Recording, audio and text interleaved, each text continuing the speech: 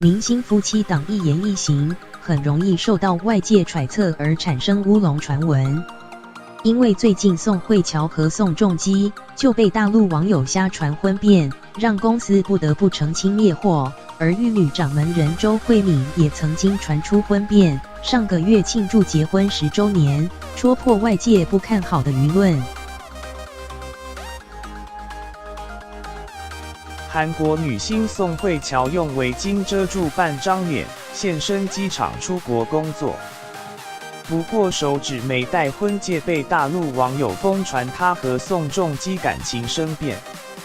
大陆微博还出现宋仲基劈腿宋慧乔化妆师的传言，指宋仲基对宋慧乔冷言冷语才会让宋慧乔删除 IG 照片。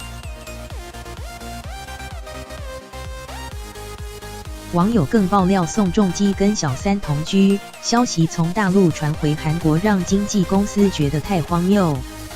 澄清双宋夫妻档感情好得很，宋慧乔的最新近况也跟着曝光。和工作人员一起聚餐吃饭，宋慧乔露出甜美微笑，拖着腮帮子拍照，看得出来心情丝毫不受乌龙传闻影响。明星夫妻档的婚姻之路都容易被外界放大检视，周慧敏和倪震也曾经传出婚变，但两人用时间粉碎谣言。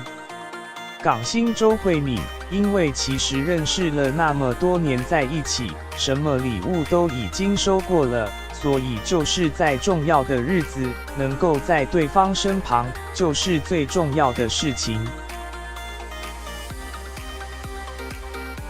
51岁冻龄女神周慧敏最近和倪震庆祝结婚10周年，